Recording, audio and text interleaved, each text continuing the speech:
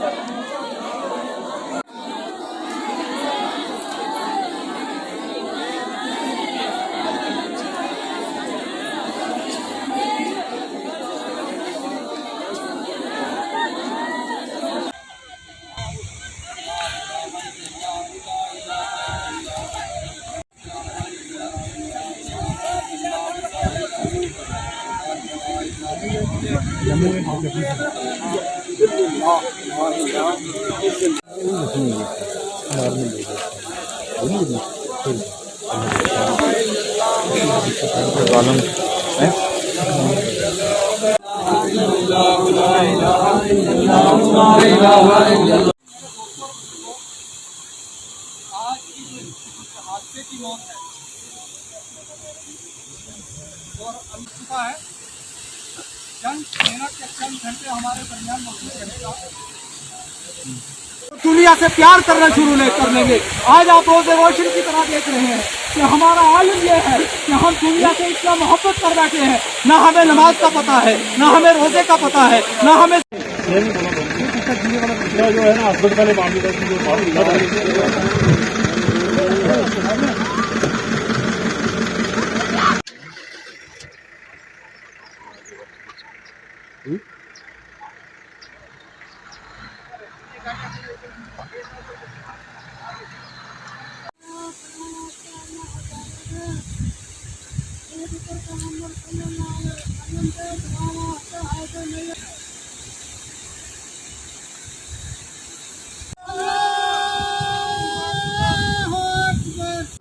दिल खोल करके इसकी मज़म्मत करते हैं, इसलिए कि आज से कबल 20 साल पहले इनके नौजवान वालिद को घर से उठा लिया गया था और उनकी ज़ुबान बंद करके उनका गला काट करके ज़मीन में दाब दिया था और ऊपर गेहूं के गीले पेड़ जो है फिर लगा दिए गए थे। काफ़ी ढूंढने के बाद उनकी लाश मिली थी और आज ऐसा हुआ है कि नौजवान जिसकी 3 बच्ची हैं, 2 बच्चे हैं और उसे शहीद कर दिया गया है। मैं ये प्रशासन से भी और अपने एडमिनिस्ट्रेशन से भी ये कहना चाहता हूँ कि जिस तरह रात आपने फ़ौरन आर्मी जो हमारी आई है, पुलिस आई है, डिपार्टमेंट सारा आया और हमारे कंधे से कंधा मिला करके हमें हौसला दिया है, इसी तरह तहे दिल के साथ और अपने जहाँ तक आपकी पहुँच हो सकती है, खोज हो सकती है, तो ये देखा जाए कि ये कौन आदमी है कि जिसने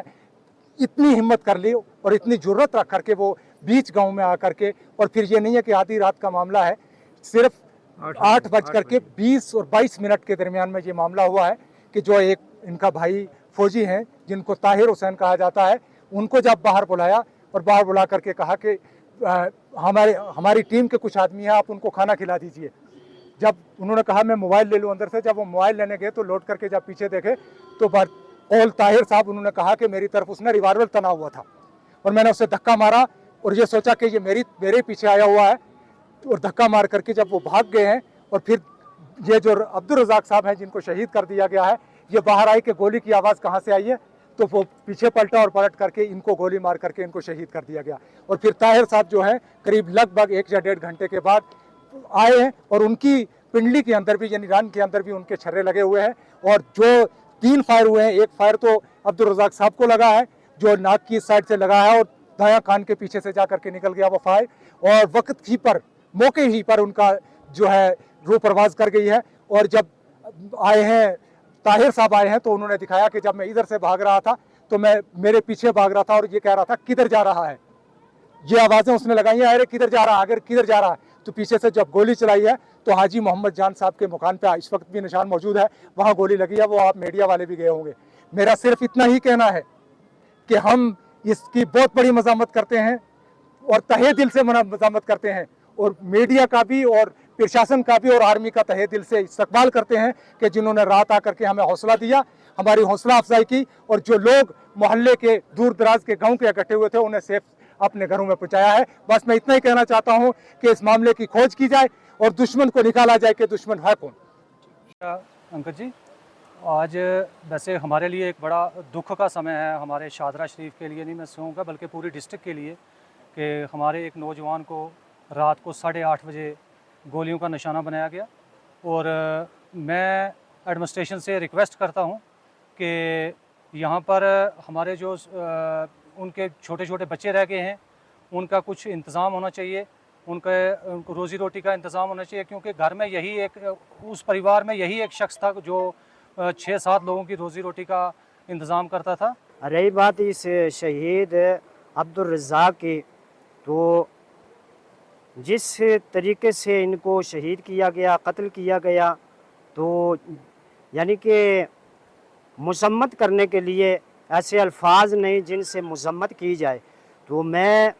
पुरज़ोर अल्फाज में इस आवाम के जम्मे गफ़ीर में आपने देखा हर इंसान का दिल जो था वो भी दुखी था और हर इंसान की आंखों में आंसू जो वो मौजूद नज़र आ रहे थे। तो मैं दरिंदा सिफत इंसानों से, उन लोगों से जिन लोगों ने ये हरकत की है, उन लोगों से मैं ये बात कहूँगा कि देखिए, मेरा मज़हब जो है इस चीज़ का तकाज़ा करता है, मज़हब इस्लाम इस चीज़ का तकाज़ा करता है कि एक बेजान को भी बिला वजह मारने की मेरा दीन और मज़हब जो है वो इजाज़त नहीं देता। इंतज़ामिया से मेरी ये गुजारिश रहेगी कि काफ़िर किरदार तक पहुँचाने के लिए आप अपने तन मन धन आप इस्तेमाल करें, और अगर हमारी जानों की मालों की अगर हमारी ज़रूरत है तो हम भी इसमें आपका कॉपरेट करने के लिए इंशाअल्लाह तैयार हैं।